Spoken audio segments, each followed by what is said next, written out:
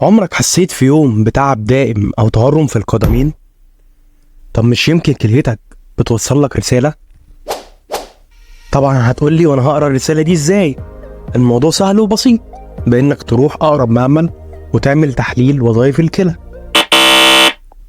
تحليل وظائف الكلى من التحاليل المهمة اللي بتحدد مدى صحة الكلى عن طريق إنها بتقيس حاجتين مهمين، الأولى نسبة الكرياتينين والتانية نسبة اليوريا.